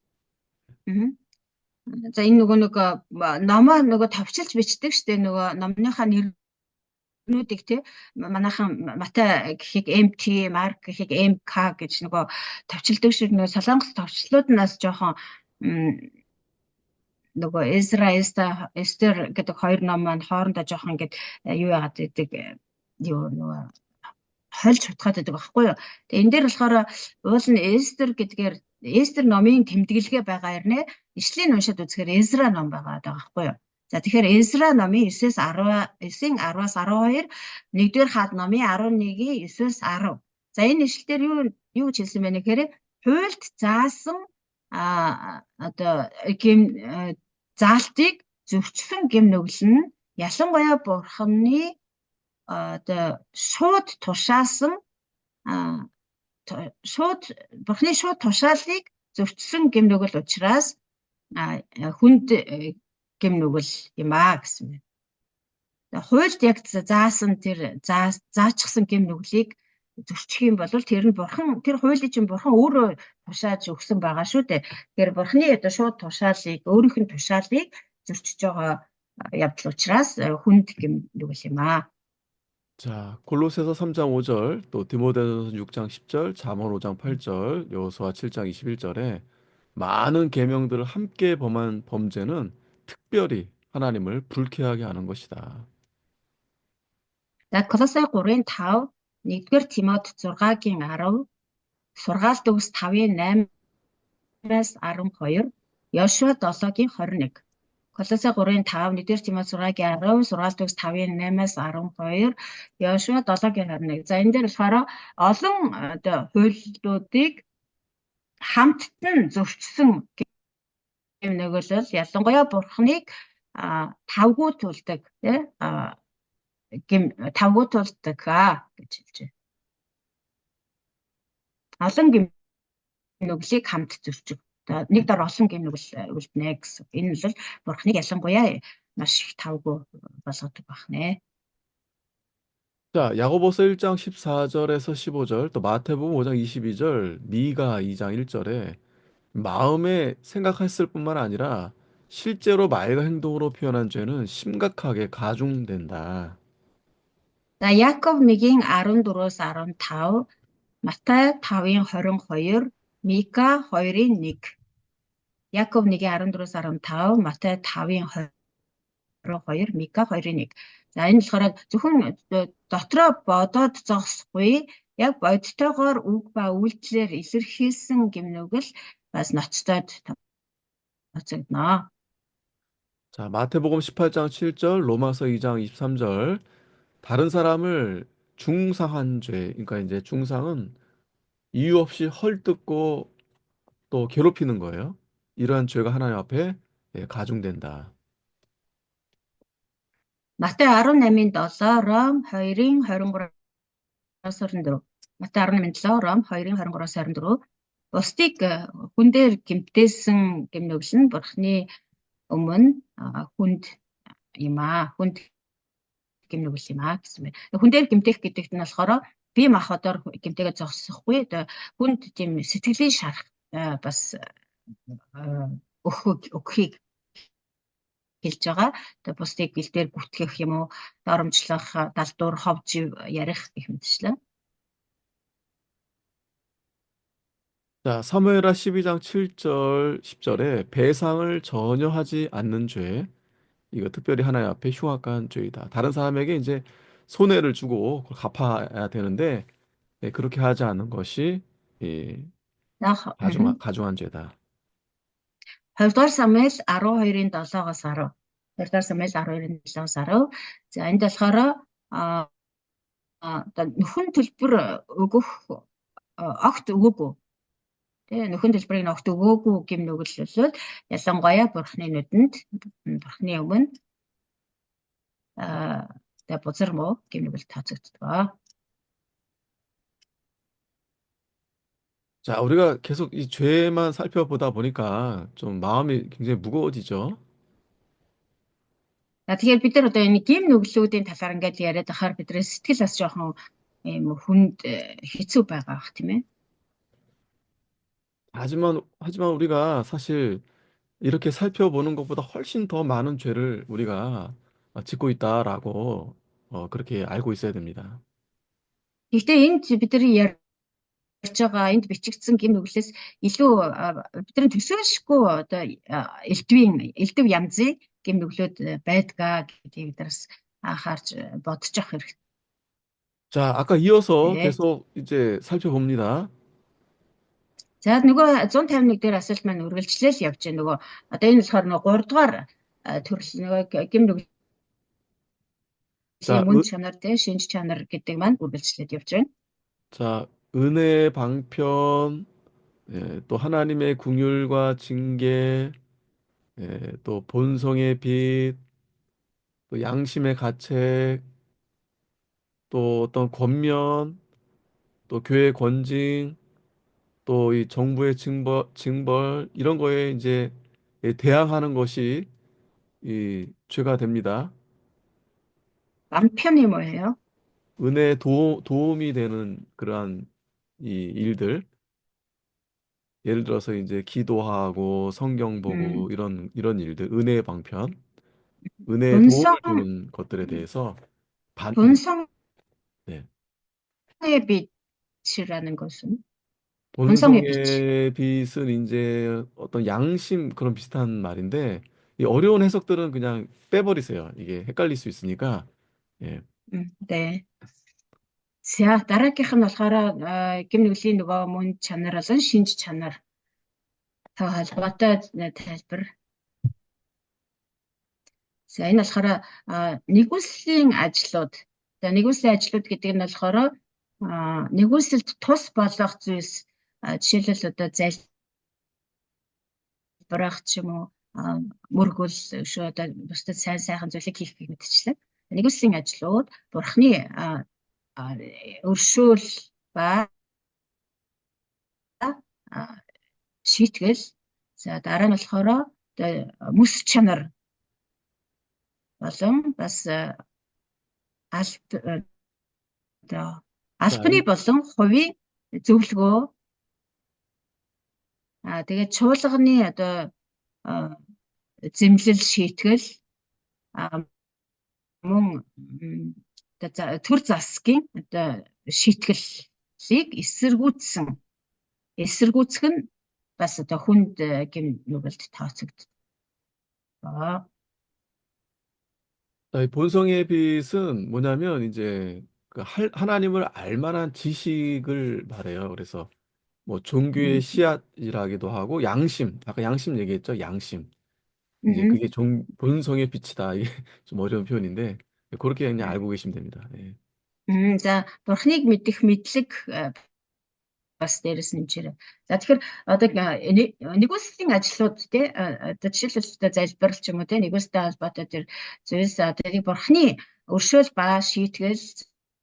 За тэгээд Бурхны талаарх мэдлэг. За тэгээд мэс чанарын зэмлэл. Тэгээд албаны болон хувийн тэр зөвлөмж, сургамж. За тэгээд чуулганы одоо өгж байгаа тэр шийтгэл ч юм уу тий альсвал төр засгаас өгж байгаа шийтгэлийг одоо эсэргүүцэх хүнд гэмэгэлд тооцдгоо. 자, 그래서 그러니까 이 본성의 빛, 라이트 오브 네이처라는 그 영어로 이렇게 되는데, 그러니까 그게 다 인간에게 다 있어요. 그래서 다 누구나 하나님을 알 만한 지식이 다 이제 심겨져 있다. 이제 예, 그런 의미가 됩니다. 이 본성의 빛이. Бурхныг мэдэх мэдлэгийн хувьд бол нөгөө итгэгч биш хүмүүс бол Бурхныг мэдэхгүй штэ гэж ингэж хэлж болохгүй. Ягаад гэвэл Бурхныг мэдэж болох тэр тэмдгүүд те тэр зүйлсийг Бурхан энэ ертөнцид өгсөн байдгаа гэж байгаа тийм. Тийм учраас Бурхныг мэдхгүй гэж одоо хинч бэлзэх шалтгаан байхгүй. 자, 거기에 대한 설명은 또 다음에 한번 또 할 수 있으면 또 하겠습니다. 예. За тэгээд талаар бас цааш нь дэлгэрүүлээд тайлбарлаад явах баха. 자, 그리고 우리의 기도와 목표 또 하나님 혹은 사람에 대한 약속, 서원, 언약 및 의무에 우리가 역행했는지 그렇게 하지 않았는지에 따라서 가중된다. За бас цааш нь үргэлжлүүлэх юм бол бидний залбирал ба зорилго Бурханд болон хүмүүст өгсөн амлалт тангараг гэрээ болон үүрэг хариуцлагынхаа эсрэг байсан эсхээс хамаарч тэр гэм нүгэл нь хүндэрнэ гэж байна. Бидний залбирал ба зорилго Бурхан болон хүмүүсийн өмнө өгсөн амлалт тангараг гэрээ болон үүрэг хариуцлагынхаа эсрэг зүйлийг хийсэн эсхээс шалтгаалж хүндэрнэ. 자, 여기 이제 관련된 성경 구절을 보면은 이제 마태복음 11장 21절, 24절, 또 요한복음 15장 22절에 죄를 억제해야 할 은혜의 방편을 사용하고도 죄를 범하면 그 죄는 더욱 가중된다. За үүнтэй холбоотой нөгөө ишлэлүүдээр нэг бүрслээд үзье.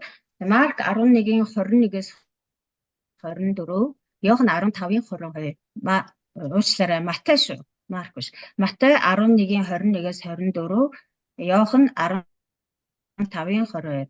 За энэ нь болохоор нөгөө нэгүслийн ажил. Энэ нь болохоор одоо гим нүглийг хязгаарлах тэр нэгүслийн ажлыг хийсэн үгүй юу? Хийсэн ч гэсэн гим нүглийг үлдсэн байх юм л. Өөрөөр хэлбэл одоо гим нүглийг юу гэмдэ 자, 쉽게 말하면 이제 기도를 많이 하고, 밤 밤편 네. 밤편이라는 게 보호 막 뭐 그런 뜻인가요? 아, 그런 게 아니고, 방패 아, 같은 거? 그게 아니고, 음, 은혜에 도움을 줄 수 있는 그러한 일들을 말하는 거예요. 도움을 줄 음, 수 있는, 예를 들어서 기도하고, 또 성경을 배우고, 음, 이러한 일들을 했는데도 불구하고, 이제 죄를 범한다. 그러면 그 죄가 더 가중이 된다. 은혜를 음, 받는데 도움이 되는 일들을 말하는 거예요. 은혜 방편이. 음. 예. Нэгүслийн ажлууд гэдэг чинь одоо нэгүсэлд одоо нэмэр болох тэр ажлуудыг хэлж байгаа тийм Бурхны үгийг судлах ч юм уу, Библийн хичээл хийх юм уу, залбирах гэх мэт эдгээр үйлсийг хэлж байгаа. Тэр ийм үйлсийг хийсэн ч гэсэн гэм нүглээ үлдсээр байх юм л тэр гимнүглийг үлдсэн байх юм бол юу яана гимнүгэл нь хүндэрнэ. 예, 그러니까 우리가 은혜 받기 위해서 우리가 또 기도하고 찬송 부르고 하잖아요. 예배도 드리고.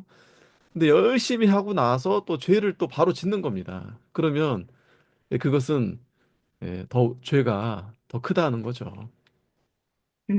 Өөрөөр хэлэх юм бол бид нар жишээлх юм бол тэгээ цуглаан дээр ирээд одоо библийн хичээл маш идэвхтэй оролцдог. Дээрээс нь одоо өглөө оройгүй залбирдаг. Тэгээ залбирлын цуглаанд маш идэвхтэй хамрагддаг. Тэгсэн хэрнээ тэгж залбирчаал гарч яваал гим нүгэл хийдэг. Тэгээ ийм байх юм бол тэгээ тэр хүний гим нүглийн шинж чанар нь илүү хүндэрнэ гэсэн.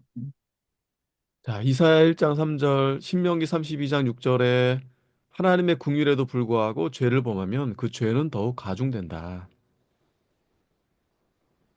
За цааш нь Исая 1:3 Дэд хууль 32-ын 6. Исая 1:3 Дэд хууль 32-ын 6. За энэ дээр болохоор бурхан өршөөд байхад ч гэсэн нүгэл үлдэх юм бол тэр нүгэл нь илүү хүндэрнэ. Хүнд гэмгэл тооцогдно. Тэгээ бурхан өршөөж инрээд байхад ч гэсэн гэмглээ үлдээд ах юм бол илүү хүндэрнэ. 자, 이스라엘 백성들에게는 특별히 하나님께서 그들의 아버지가 되어 오셨다라고 했어요. 아버지. Тэгээ ялангуяа Израильчүүдийн хувьд бол бурхан бол тэдний эцэг нь болсон гэж хэлсэн байгаа. 자, 그러니까 그들이 하나님의 자녀가 되었는데 그 아버지를 이제 버린 거죠. 그러니까 그 죄는 더 크다. Тэгээд тэд нар одоо бурхан эцэг нь болно гэдэг чинь Израильчууд бурханы хүүхдүүд боллоо гэсэн үг шүү дээ. Тэгэд бурханы хүүхдүүд болчихсон хэрнээ тэд нар гим нүгэл үлддээс учраас Израилийн гим нүгэл нь бурханы хувьд бол маш хүнд гим нүгэл байсан. 자, 아모스 4장 8절, 11절, 예레미야 5장 3절에 하나님의 징계를 대적하는 죄를 범하는 것은 더욱 가중된 죄다. Амос 4:8-аас 11, Иремья 5:3. Амос 4:8-аас 11, Иремья 5:3. Энэ дээр болохоор бурханы шийтгэлийг эсэргүүцсэн гим нүгэл бол илүү хүнд гим нүгэл юм аа. 자, 하나님이 징계하는 이유가 있겠죠. 다시 여기 인터넷 어, 상황이 네네. 좀, 좀 아, 안 그래요? 좋은 것 같아요. 끊겨요? 자꾸 이렇게 끊겨요. 네. 어, 제 것인지, 목사님 것인지는 잘 모르겠지만, 잠시만요. 네, 됐어요. 좀 좋은, 저기 잡았습니다. 예. 이게 왔다 갔다 하니까 약간, 네. 예. 자, 하나님이 이 징계를 하는 이유는 그들이 바로 하지 못하니까 하나님께서 그들을 사랑하셔서 징계하시는 거죠. За, бурхан одоо шийтгэнэ гэдэг чинь, тэд нэр одоо тэр шийтгүүлж байгаа хүмүүс нь зөв явахгүй учраас, буруу амьдраад байгаа учраас бурхан шийтгэлээ тэднийг хайрласандаа зөв замд нь оруулах гэж шийтгэл өгж байгаа. Тэрнээс биш одоо үзэн ядсандаа бурхан дургуудаа шийтгэж байгаа хэрэг биш. Гэтэл бурхнаас ирж байгаа тэр шийтгэлийг биднийг хайрласандаа бурхан ингэж зэмлэж шийтгэж байна, анхааруулж байна гэж бодохгүйгээр тэр бурхны шийтгэлийг эсэргүүцэх нь бол илүү хүнд гэмиг болж байгаа юм аа.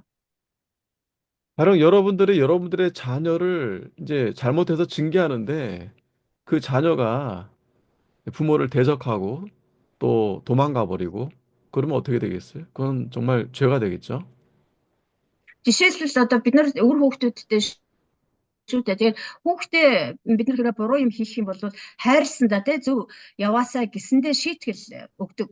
Гэтэл тэр хүүхэд чинь тэр бидний хайрыг тий ойлгохгүй нам миний төлөө л одоо ингэж байгаа гэж ойлгохгүй эсэргүүцээ гэрээсээ аргон зайлах ч юм уу эсвэл одоо эцэг эхийнхээ удаас тэрслэх ийм гэм нөгөө тэрслэх юм бол эн чинь илүү одоо хүнд гэм нөгөө гэсэн үг ээ.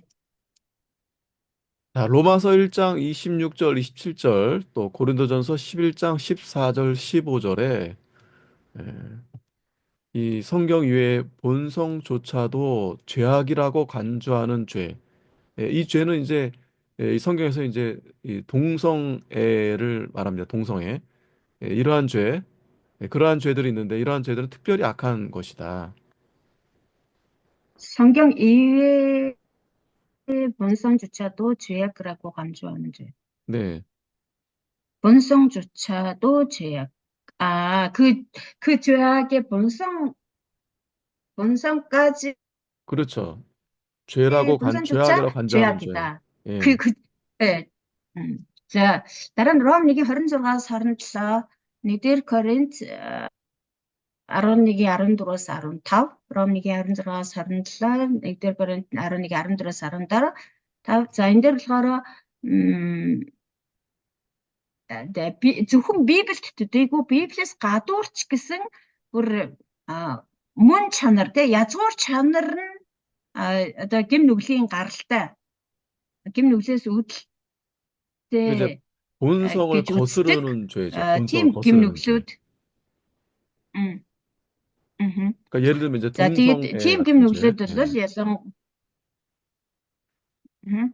тийм нэг гим нүглүүд бол ялангуяа одоо хүнд гим нүглүүд юм аа. Тэгээд тэр одоо язгуур чанараараа мөн чанараараа гим нүгэл гэж тооцогддог гэдэг нь болохоор одоо уул нь бол бурхны тогтоож өгсөн яг мөн чанар гэж зүйл байгаа шүү дээ. Тэр мөн чанар нь тэр мөн чанарын эсрэг байдаг гим нүгэл гэсэн.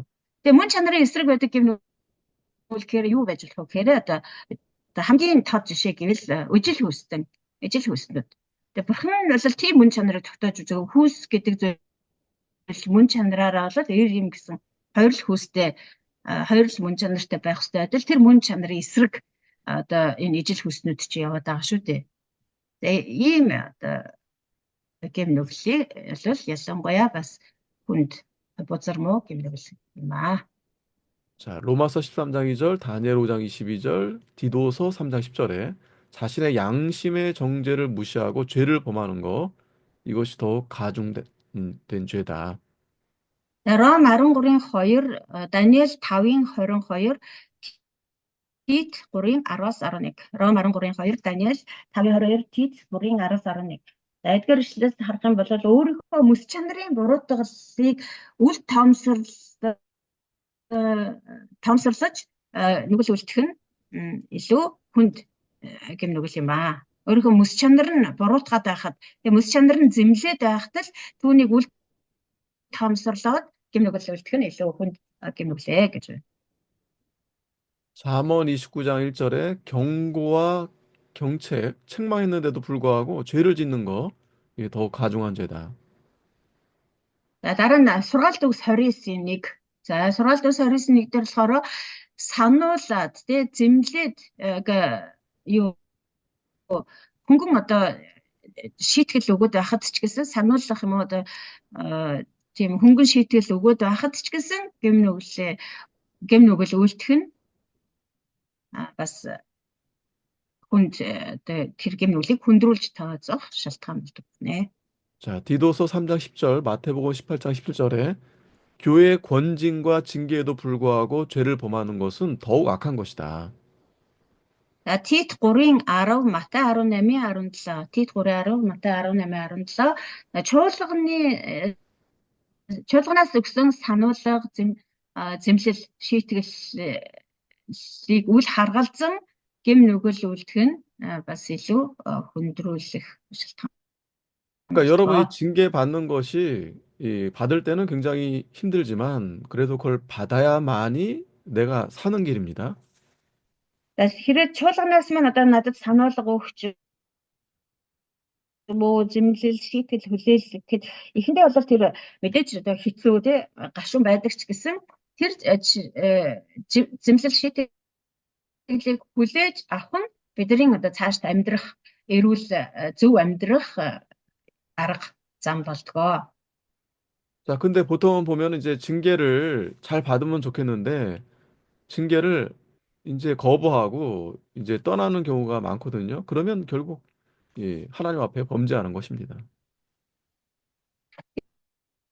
Итгэгчдийг ер нь ингээд ажиглаад байхад те ер нь чуулганд явдаг ч юм уу эсвэл ахлагч пасторууд ч гэсэн хамрагдсан чуулганд хамаарагддаг бүх хүмүүсийн хувьд болохоор ингээд чуулганаас өгж байгаа зэмлэл шийдэглийг одоо миний төлөө энэ бол одоо би буруу хийсэн учраас гэдэг ингээд зүгээр эрүүлэр хүлээж авбал болсон сайн байтал тэгэлгүйгээр одоо эднэр намайг ингэж тахта яадгийг гэсэн байдлаар эсэргүүцээд тэгээд яваад өгчдөг. Чуулганаа хайдаг, бүр цаашаалаад итгэлээс салж холддог. Тийм хүмүүс олон байдаг харамсалтай. 자, 때론 그 징계가 좀 애매하거나 좀 억울하다고 느낄 수도 있어요. Бүр заримдаа болохоор яг чуулганаас өгж байгаа тэр зэмлэл шийтгэл нь болохоор яг юм тодорхой биш. Тэгээд жоохон гомдолтой юм шиг санагдах үе байдаг. 그래도 잘 참고 견디면 하나님이 은혜를 주십니다. Тэгсэн ч гэсэн төвчээр тэгээд түүнийг одоо хүлээж авах юм бол бурхан өөрийнхөө нэгүүлсийг заавал хүртээж өгөх болно. 자, 잠언 27장 22절, 23장 35절에 이 정부의 징벌, 나라에서 벌을 내리는 것, 이것 또한 무시하는 것은 이 죄를 더 가중하는 것이다. Цааш нь сургаалт өгс 27-гийн 22, 23-ийн 35. Сургаалт өгс 27-гийн араар 23-ийн 35. За энэ дээр болохоор одоо төр засгаас өгсөн тэр шийтгэлийг үл тоомсорлох нь гэмнүглийг илүү хүндрүүлдэг гэсэн.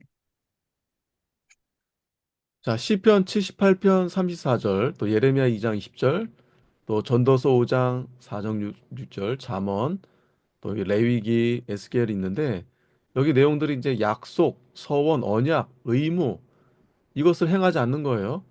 역행한다, 반대한다. 그러면 죄를 범하는 것인데 그 죄가 더욱 죄를 가중하는 것이다. За дараагийнх нь болохоор нэлээд олон ажил байна. Би удаан хэлээд өгье нэг нэгээр нь дуулалт 78-ийн 34-өөс 37. Дуулалт 78-ийн 34-өөс 37. Иремья 2-ын 20, 42-ийн 5-аас 6, 20-оос 21. Иремья 2-ын 20, 42-ийн 5-аас 6, 20-оос 21.